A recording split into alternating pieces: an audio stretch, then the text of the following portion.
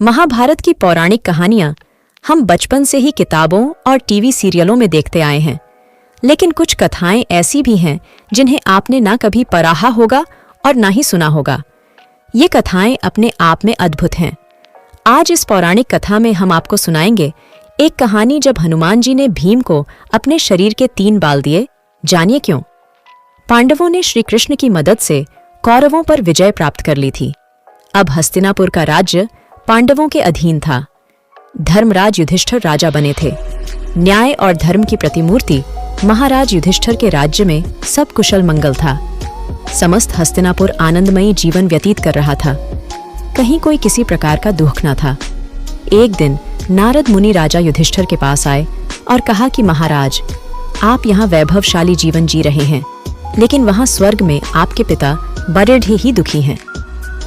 युधिष्ठिर ने नारद मुनि से पिता के दुखी होने का कारण पूछा तो उन्होंने बताया कि पांडु का सपना था कि वो राज्य में एक राजसूर्य यज्ञ कराएं, लेकिन वो अपने जीवन काल में नहीं करा पाए।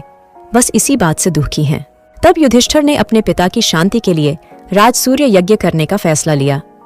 इस यज्ञ में वो ऋष्य पुरुष मृगा को बुलाना चाहते थे। ऋष्य पुरुष मृगा भगवान शिव के परम भक्त थे।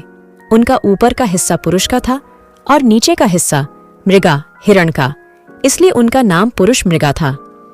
युधिष्ठिर ने अपने छोटे भाई भीम को आज्ञा दी कि वह ऋष्य पुरुष मृगा को ढूंढ कर लाएं ताकि यज्ञ संपन्न हो सके।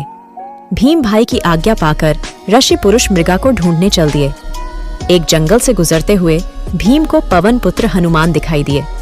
चूंकि भीम भी पवन वायु के पुत्र थे, तो इस नाते हनुमान और भीम दोनों भाई हुए। हनुमान जी ने अपने छोटे भाई भीम को अपने शरीर के 3 बाल दिए और कहा, ये बाल तुमको मुसीबत से बचाने में मदद करेंगे।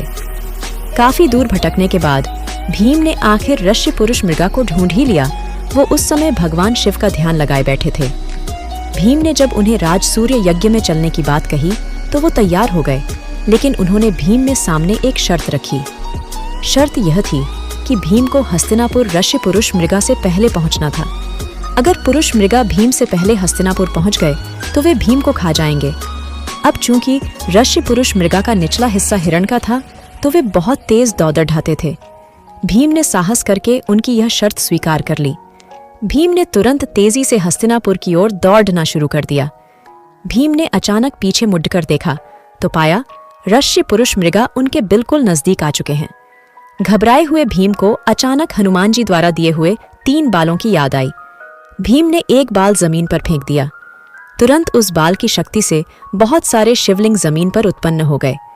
ऋष्य पुरुष मृगा भगवान शिव के भक्त थे, इसलिए अब वो हर शिवलिंग को पूजते हुए आगे बढ़ रहे थे, जिससे